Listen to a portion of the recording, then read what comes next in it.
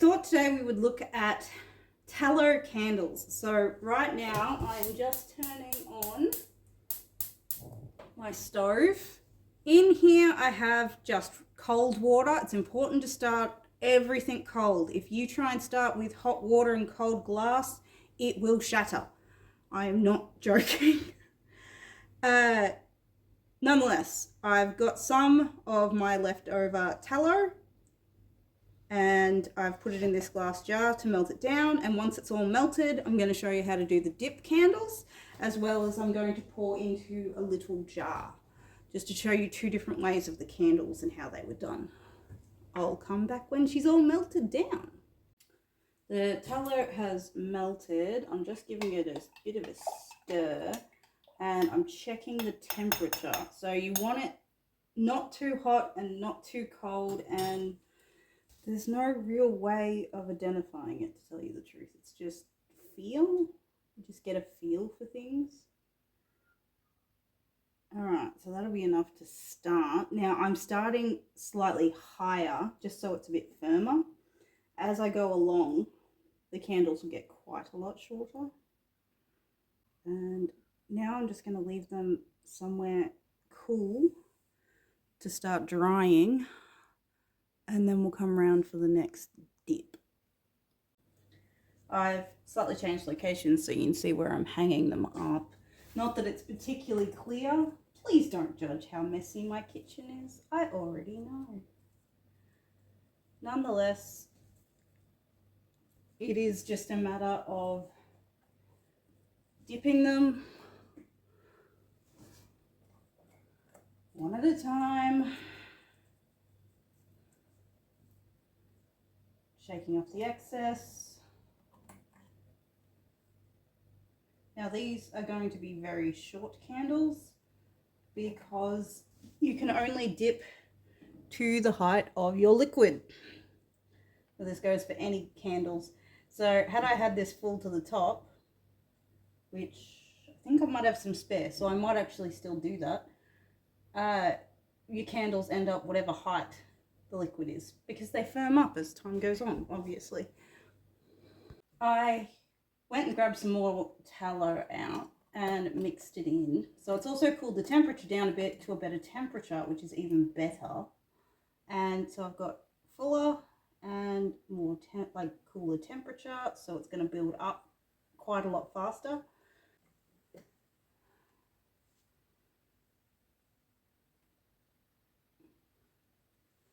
So I'm just going to leave these guys to firm up, and then I'm probably just going to do a few runs without filming because, let's face it, this is pretty dull, and you'll be able to see the layers build up as I check it back in every so often. Okay, so I go between heating and cooling that tallow to get it to a consistency that I like, but as you can tell by the globby look of these candles, getting it right is really, really hard. And I'm trying to do this in summer, which is just the stupidest idea. Don't try and do this in hot weather. Do this on the coldest day of the year, because you will get a better result than what I'm getting. I do sneak them off to the fridge or freezer every now and then. That's why there's only two sitting there. Okay, I'm still dipping. Nothing much has changed. So they're cooler, so they should harden, which means that I should get a couple more extra dips in before I need to chuck them back in the freezer. Here's hoping, anyway. And you'll notice the more I go, the more those big lumps are starting to even out as the tallow drips into those crevices.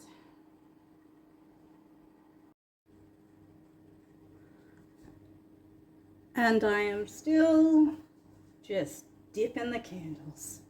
Nothing, got entangled. Nothing at all has changed, just still dipping them. I'm trying to get these two nice and fat.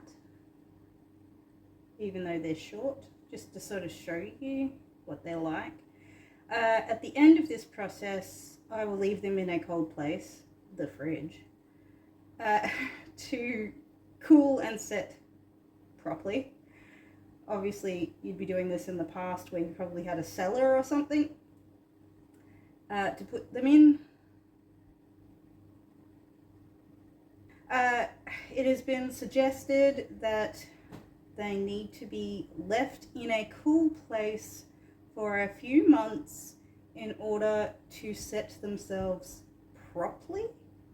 So that is precisely what I'm going to do after I'm done with these. But this is enough to give you the idea, and I'll try and show you the finished product when I get to it. So I did say that I was going to show you two different types of candles. One which was the drip candle, which you've already seen, and this one, which you generally do after you've done any drip candles you want to do, which is one in a jar.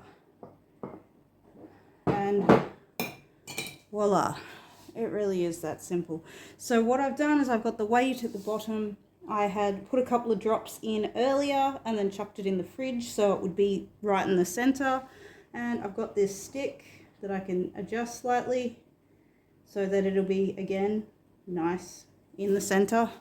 And I can just chuck that in the fridge and it'll be done. Time to show you how the tallow candles came out. So we've got the big guy. I done this more like a birthday candle to sort of show you the difference between that one and the beeswax ones. And now we're just going to trim them up.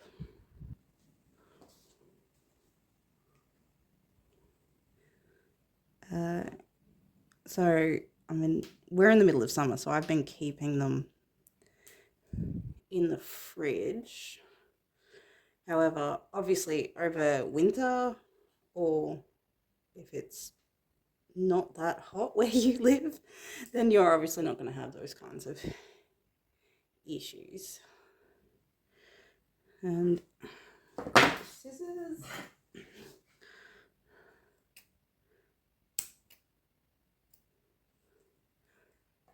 That's one.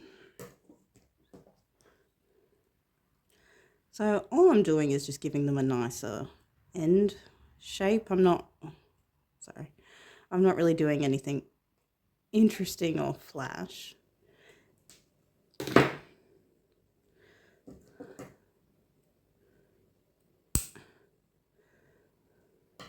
And then we've got this one in the pot. So all I'm doing is just releasing that stick, and I'll scrape it all off in a minute. Okay, so that is the tallow candle right there. This is a beeswax one I've made on a previous occasion. Now, to look at them, you can see that the beeswax one is slightly more yellow, but that's really the only difference. They both work as candles. They both do a good job. They're both nice and bright. And that's all there is to it. So